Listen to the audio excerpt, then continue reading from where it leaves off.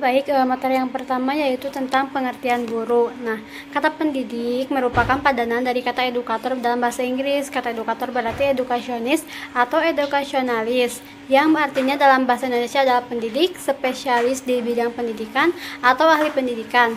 Nah, untuk kata guru itu sendiri merupakan padanan dari kata teacher dalam bahasa Inggris. Kata teacher bermakna sebagai person who teach atau especially in school, atau guru adalah seseorang yang mengajar khususnya di sekolah. Guru merupakan salah satu unsur penting yang harus ada selain siswa di sebuah sekolah.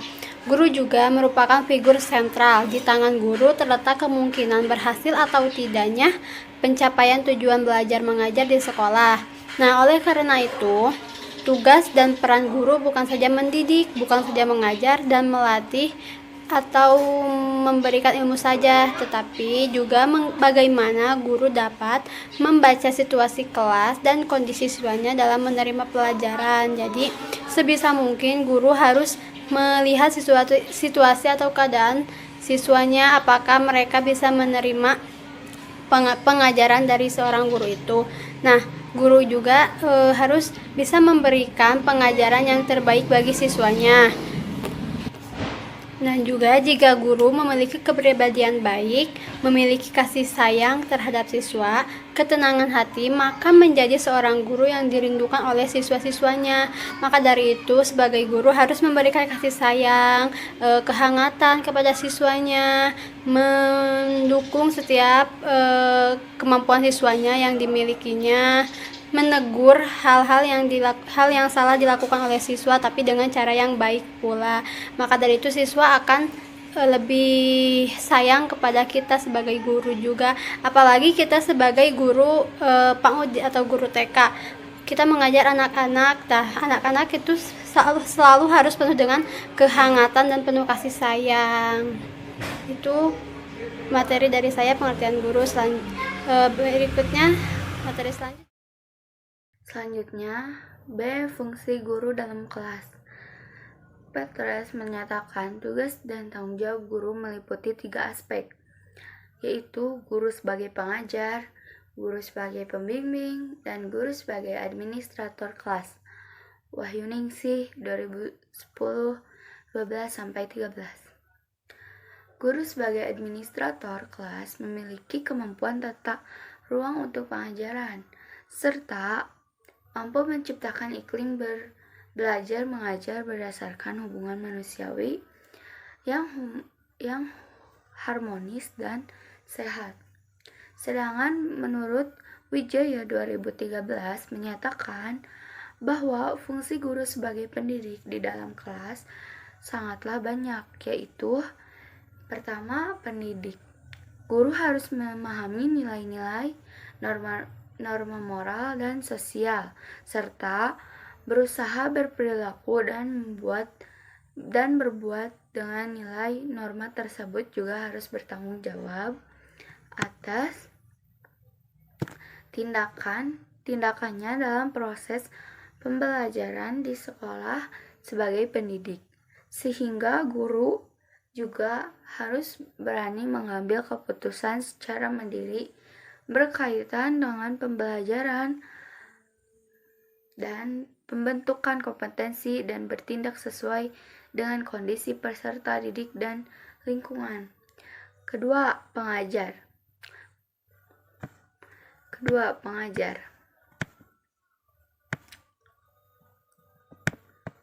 Kata ajar memiliki makna memberi petunjuk kepada orang lain supaya mengetahui suatu hal atau ajaran nasihat. Yang ketiga, pembimbing. Pembimbing dapat dikatakan sebagai kegiatan menuntun peserta didik dalam perkembangan dengan memberikan langkah dan arah yang sesuai dengan tujuan pendidik. Yang keempat, pelatih.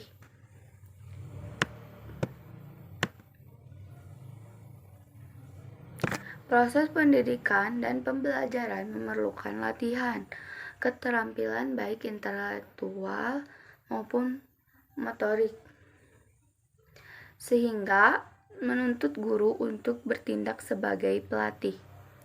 5. Penasihat. Guru sebagai penasihat bagi peserta didik, bahkan bagi orang tua meskipun mereka tidak memiliki latihan khusus sebagai penasihat.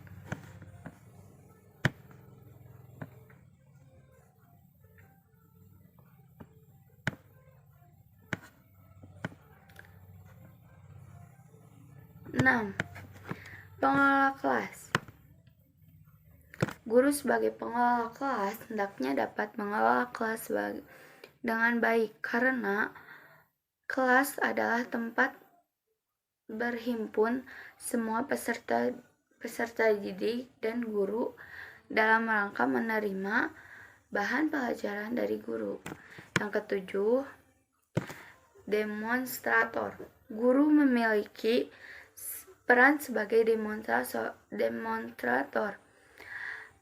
Hendaknya senantiasa menguasai bahan atau materi pelajaran yang akan diajarkannya, serta senantiasa mengembangkan dalam meningkatkan kemampuan dalam hal ilmu yang dimilikinya, karena hal ini sangat menentukan hasil belajar yang dicapai oleh siswanya.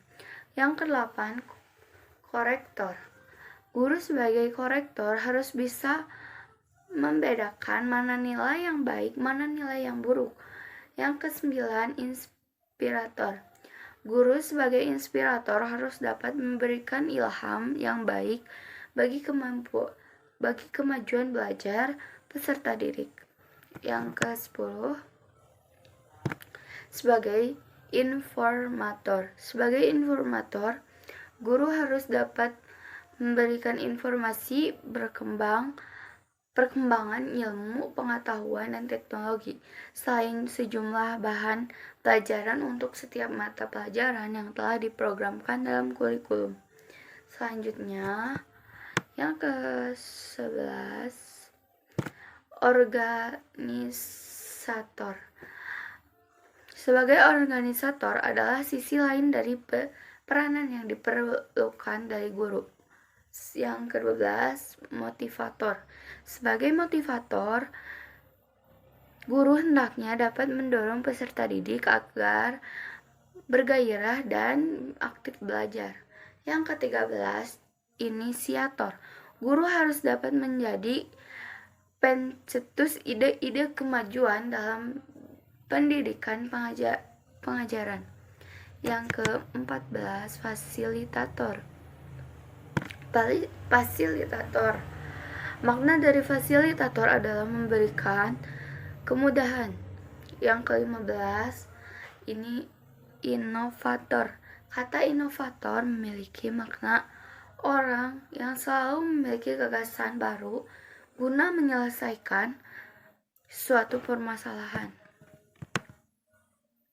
Yang ke-16, mediator. Sebagai mediator, guru harus memiliki pengetahuan dan pemahaman yang cukup tentang media pendidikan dalam berbagai bentuk dan jenisnya, baik di media non-material maupun material. Yang ke-17, evaluator. Sebagai evaluator, guru dituntut untuk menjadi seorang evaluator yang baik dan jujur dengan memberikan penilaian menyentuh aspek kepribadian anak didik, aspek penilaian tanggung jawab peserta didik. 7. Usial tes. Fungsi guru dalam mengajar belajar. Yang pertama, designer of instruction, yaitu guru mampu merancang kegiatan mengajar belajar yang guna berhasil dan guna berdaya. Dari rancangan tersebut meliputi 1.